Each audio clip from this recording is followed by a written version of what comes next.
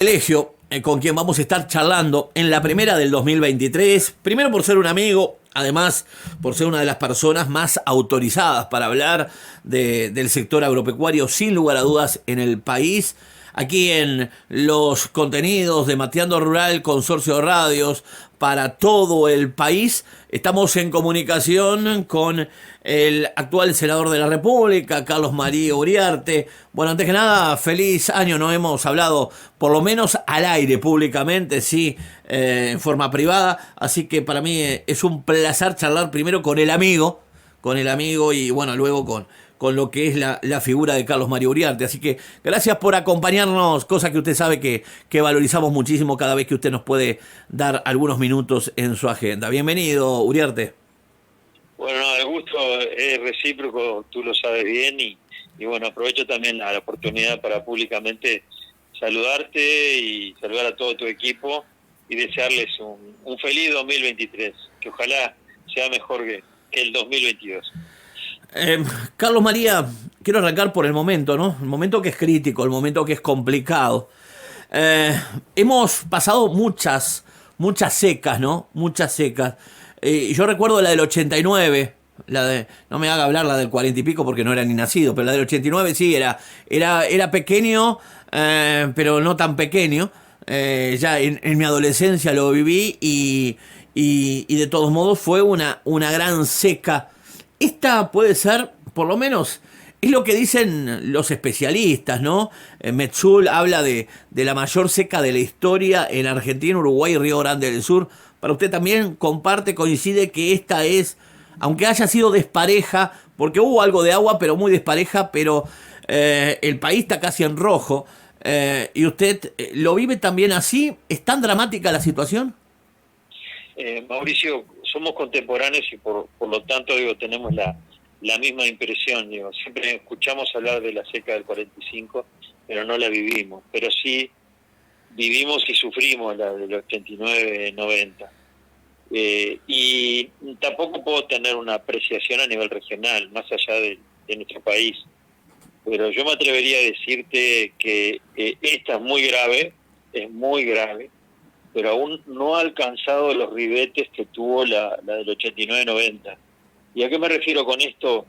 Que en el 89-90 había una parte del país que había ligado agua, que aprovechó el momento, que fue Soriano. En estas condiciones que estamos ahora, la seca es total, o sea, todo el país está más o menos afectado. Si bien se empiezan a dar parches de recuperación ahora en estos días con las lluvias que han habido, hay gente que ha ligado, que son aún parches. En el 89 fueron 2 años sin llover nada, porque ahora van 3 años en sequía, pero en las fines del verano pasado, comienzo del otoño, tuvimos generosas lluvias que nos facilitaron tener cosechas, tener buenos índices de crecimiento.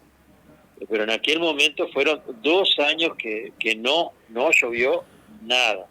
Pero creo que el distintivo que más diferencia a ambas situaciones climáticas va por el lado del mercado.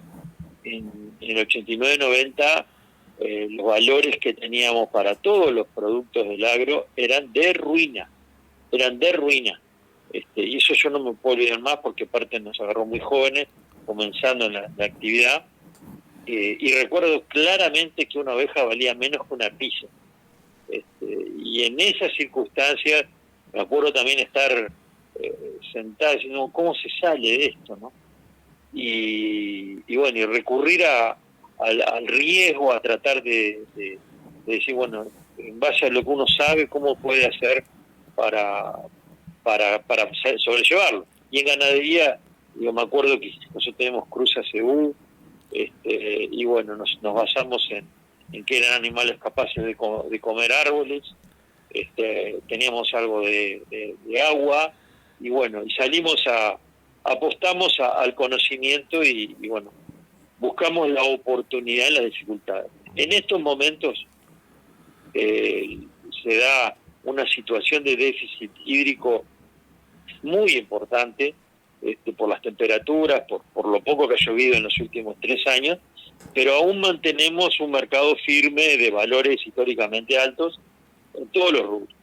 Entonces, eso es lo que a mí me hace pensar de que la situación actual aún no ha alcanzado si bien es grave, no estoy para nada sacándole el dramatismo, pero no alcanza los ribetes que tuvimos en el 89-90.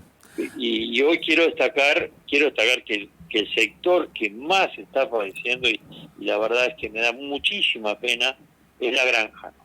Es la granja que hoy ve a sus árboles, ya no el tamaño de la fruta, la poca producción, pero ya ve que sus árboles comienzan a mostrar síntomas de secarse, y eso es muy grave. Entonces, recemos entre todos, hagamos fuerza para que esto termine cuanto antes. Hablando de crisis a través del déficit hídrico que usted está haciendo referencia, y también fortaleciendo lo que usted acaba de señalar, recuerdo el programa pasado, la semana pasada en televisión, de nuestro programa Agronegocios TV, que sale para todo el país. Mostrábamos, por ejemplo, un animal de sus pagos, ¿no? O cercano de sus pagos, así en Fraile Muerto, donde se lo tenía que levantar colgando una cincha de un árbol para poderlo parar y que se pudiera alimentar de la ración. Y esta semana estamos tratando de recorrer los diferentes sectores. Estuvimos charlando con Claudio Scotey para ver cómo lo afecta el arroz. Estuvimos charlando con un tambero, y que creo que dentro de lo que es ganadería, por llamarlo de cierta forma, el más afectado es la lechería. Allí estuvimos hablando con Claudio Scotey. Si no, le pregunten al Vasco Dambore Arena, aquí en la zona de Rivera, donde se le quema el galpón de Ordeñe, y termina hoy abandonando uno de los tamberos referentes del norte uruguayo, y cada vez son menos los tamberos aquí en el departamento de Rivera y en el norte del país, y eso es una realidad. Pero usted decía de los cultivos, ¿no? Y haciendo la salvedad de la sandía, que creo que lo termina favoreciendo a la sandía, y es la mejor zafra de la historia de la sandía, la granja sí, es muy golpeada, y bueno, y en el programa de televisión están un documental acerca de allí productores de la zona de Melilla, hablando de bueno, que se represas y arroyos que nunca había faltado agua y que hoy faltan agua y que no tiene, y un productor hace referencia que si este fin de semana no llueve, de las 6 hectáreas le va a quedar solo una para producir y tendría que abandonar, y eso habla de lo crítico que es la situación. Y comparando, las comparaciones son odiosas, a veces son necesarias, con aquel 89, si bien quizás en el fondo no es tan grave, pero no había, me parece, ¿no?, que el clima ha cambiado, y todo el tema de la capa de ozono, y bueno, nosotros que hemos contribuido para eso, ¿no?, que hemos dañado al planeta, hoy estos calores intensos, hay momentos que yo no puedo ni salir. Antes no me pasaba, pero llegan las 2 de la tarde y no te da ganas ni de salir, porque no aguantás y te falta, acá en el norte sobre todo lo sufrís, y te falta respirar, y creo que ese calor intenso, por eso yo hablo de que las zanjas se tiene que pensar en 8 metros, 9 metros, y hablábamos con los técnicos del plan agropecuario de lo importante que es el espejo en las represas, porque si no, con el calor que hoy hace, porque el calor de hoy no es el de aquel 89, ¿no? No, es tal cual, el calor lo transformás en evapotranspiración, y hay no solo el sufrimiento del calor directo, sino también lo que se transforma en vapor y agua que se pierde. Por eso, más que nunca, y ojalá después que llueva, sigamos pensando y trabajando en pos de eso. Es importante trabajar mirando el futuro en aguantar parte del agua de escurrimiento que corre por nuestro Uruguay y va a parar al mar. Nosotros somos solo capaces de aprovechar el 5% de lo que cae en nuestro país, el resto se va para el mar, y es un deber, es una obligación del Uruguay hacer los máximos esfuerzos para controlar esa agua y retenerla para cuando se precise.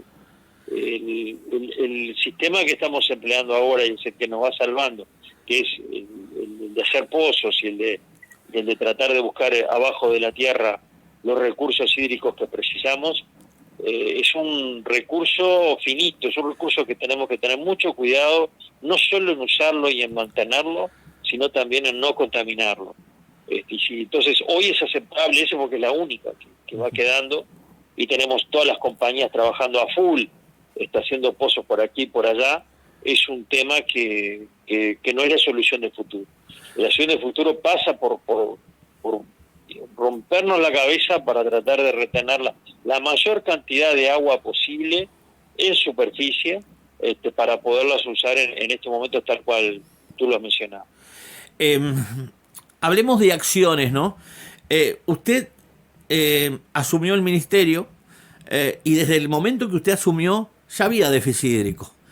Usted se fue del ministerio y siguió habiendo déficit hídrico, ¿no?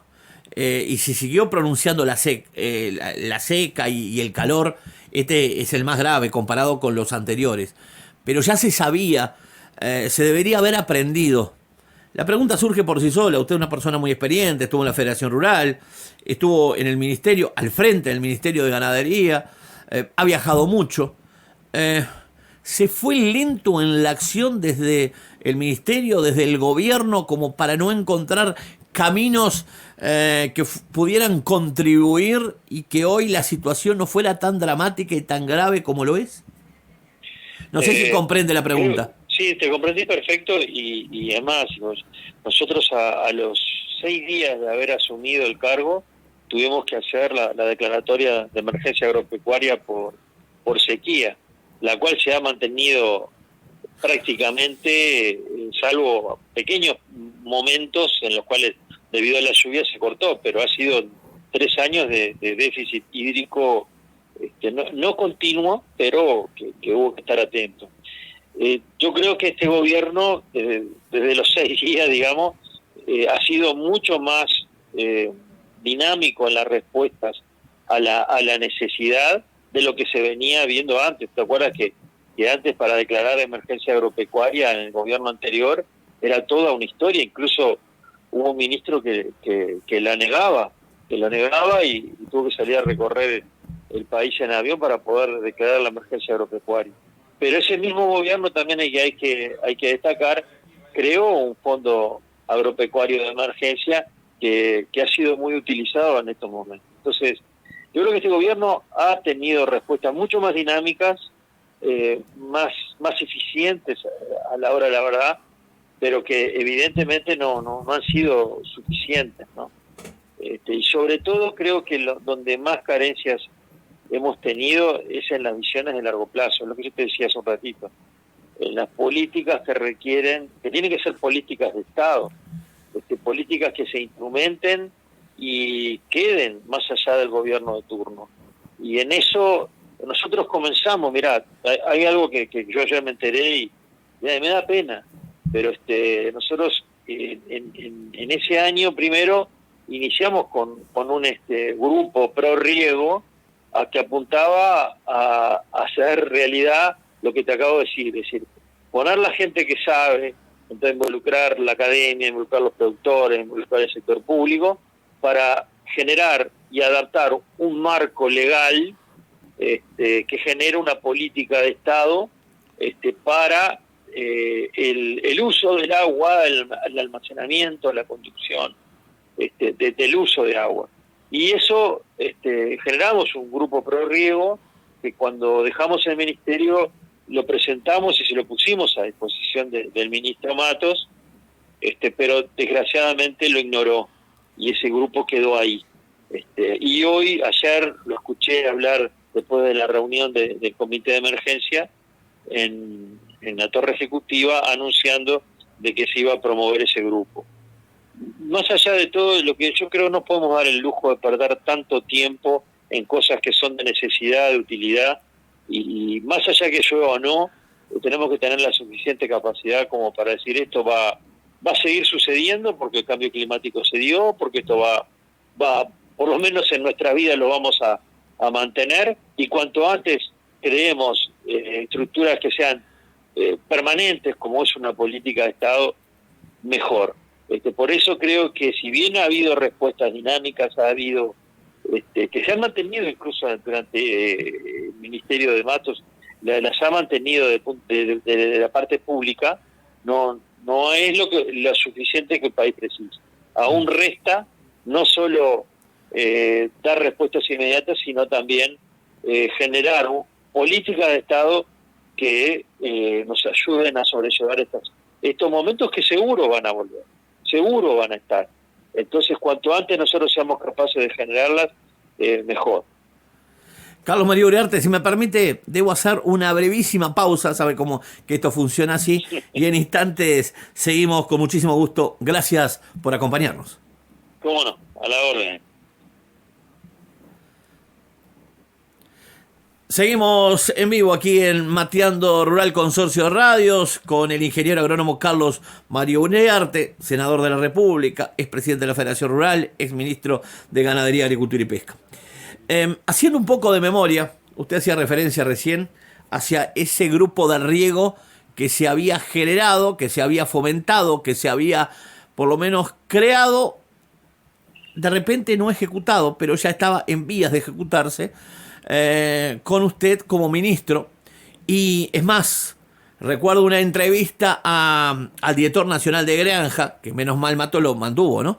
Nicolás Chiesa, que además un gran laburante, que me hablaba justamente que no se concebía más plantar a cielo abierto sin un verdadero plan y una campaña de riego. Una cosa va de la otra. ¿Es por ahí el camino? Sin lugar a dudas, permíteme que te corrija, sí, Mauricio, porque el grupo lo pusimos en marcha y estaba trabajando. Se reunía con periodicidad, estaban muy entusiasmados, incluso yo tuve la oportunidad de presentarlo al ministro Matos, al grupo, para que continuaran trabajando como muy bien venían trabajando. Y bueno, eso lo ignoró, o sea, quedó ahí en esa presentación y nunca más lo volvió a citar, salvo hasta ayer, cuando escuchamos, o estos días, cuando escuchamos el anuncio. Entonces, el camino es ese, el camino es que todos los participantes, desde la academia, los productores, el sector privado, los que venden maquinaria, los que venden equipos, obviamente el sector público, los diferentes ministerios que tienen que intervenir, pero todos debemos estar involucrados para generar esta política de Estado que atienda el tema agua, ¿no? Que atienda el tema agua y logremos no solo retener el agua que se nos va a los océanos, sino también utilizarla de la mejor manera posible a través de formas de riego, de formas de suministrarle agua a nuestros ganados, que es fundamental. Es el camino que el Uruguay sí o sí va a tener que recorrer. Cuanto más demoremos en instrumentar esos marcos, mayores van a ser las pérdidas. Por eso, a nuestro entender, es urgente hacerlo. Llueva o no llueva, porque estos eventos se van a volver a repetir y tenemos que estar preparados para sobrellevar. ¿Y esto también se lo había hablado y se lo había planteado el propio presidente de la República?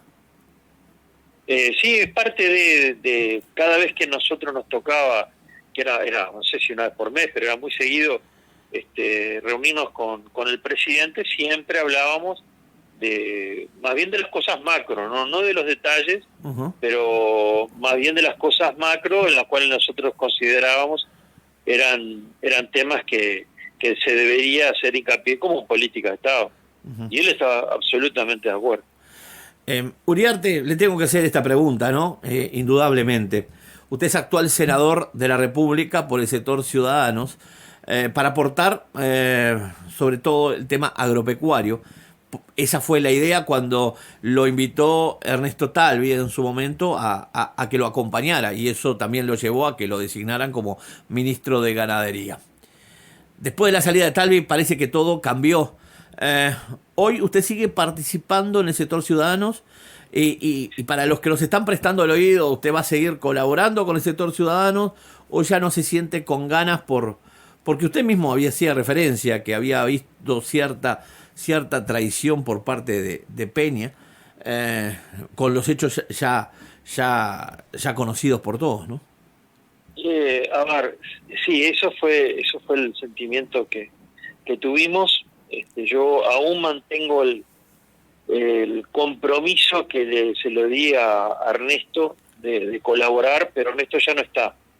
Y en este año y medio que llevo alejado del ministerio, nunca nadie del sector, o salvo algunos amigos que no están involucrados en la dirección de Ciudadanos, me llamaron. Ni siquiera el mismo ministro, el cual yo consideraba un amigo, y que quedamos en mantenernos unidos para ayudarlo, ¿no? Entonces la sensación que uno tiene a esta altura es que no lo precisa. Entonces, por ahora me considero unido a Ciudadanos por ese compromiso que le di a Talvi hace algunos años. Pero también tengo un fuerte sentimiento de que no se me precisa. Y creo que por decirlo de alguna manera, la vida ha sido muy generosa conmigo en cuanto a las experiencias, las oportunidades que pude tener, y la vocación de servicio a la patria y de devolver algo de lo que la vida me ha dado, la tengo muy fuerte. Y voy a estar a disposición para que poder hacerlo cuando pueda. No te sé decir desde dónde ni lo que el destino nos depare, pero el sentimiento actual que tengo es ese, el que le acabo de decir. Pero también entiendo que la dirección actual que tiene Ciudadanos, no sé si será permanente. No sé si es la que tiene que ser, y no sé si no va a haber cambios en la misma y recuperemos los objetivos y los principios, la lucha de los principios y valores por las cuales Talvi nos unió. Ahora, si eso no se da y seguimos con el enfoque que ha habido en los últimos 18 meses, de que nos fuimos, de que Ernesto se alejó, bueno, sí, la verdad que no le veo mucho sentido. Uriarte, los hechos públicos conocidos por todos que lo llevó al ministro de Ambiente a renunciar por mentir, inclusive al propio presidente de la República, como que lo deja fuera en offside, por llamarlo de cierta manera, al propio Peña, y es como un suicidio político para Ciudadanos. Esto seguramente lo va a afectar mucho.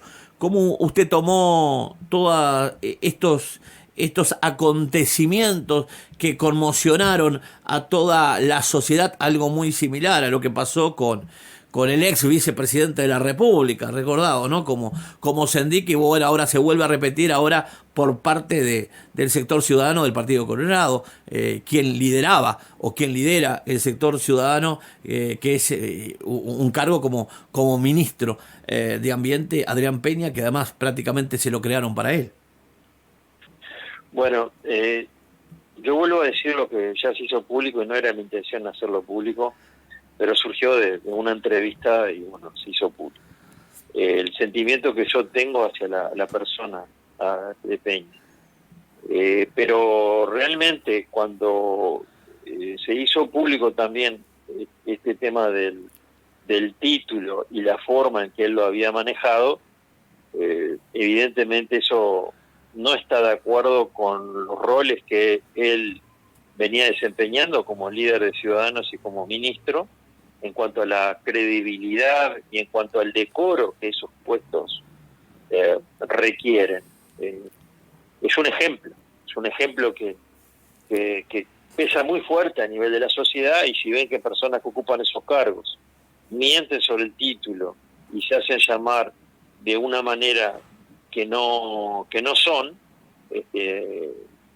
realmente la salida es hacer lo que gracias a Dios él hizo, y con eso ayuda a la credibilidad de todo el sistema y del gobierno en sí mismo. Por eso es que, no sé, después el tema personal de él, cómo son los principios y los valores de él para encargar, es un tema que yo no me atrevo a opinar, no soy quien para decirle a nadie cómo tiene que hacer con su vida. Pero esos cargos son cargos que es fundamental mantener la credibilidad y el decoro.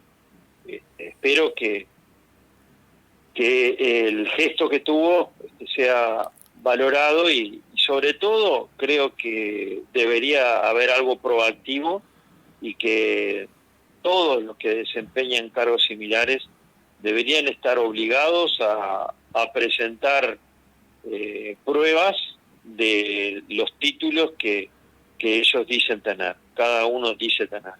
No puede ocurrir más esto, la verdad, no puede ocurrir más, es mucho más frecuente de lo que uno desearía, y estoy seguro que hay muchos otros que se mantienen en el anonimato, pero deberíamos ser proactivos y poner esas condiciones como mensaje a la sociedad, como agradecimiento y valoración de todos aquellos que se queman las pestañas, que hacen sacrificios personales, a veces económicos, a veces familiares, para obtener un título y para estar mejor preparados para enfrentar la vida. Me parece que es lo mínimo que podemos hacer. Explotaron las redes sociales y por ahí algún internauta decía, si hay en algo que no necesitas mentir, tu título, tu profesión es en la política, ¿no? Y sin embargo, últimamente se recurre mucho dentro de la política cuando no hay tanta necesidad.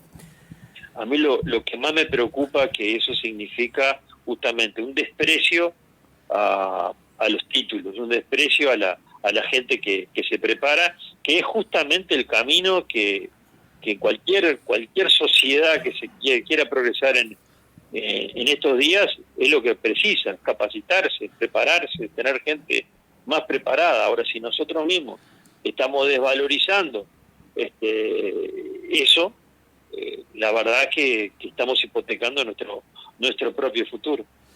Ingeniero agrónomo Carlos María Uriarte, senador de la República, ex ministro de Ganadería y ex presidente de la Federación Rural, ha sido muy amable y gracias por cada vez que bueno, lo buscamos, usted siempre nos atiende gentilmente. Así que le mando un abrazo, deseándole un feliz año y estamos a las órdenes.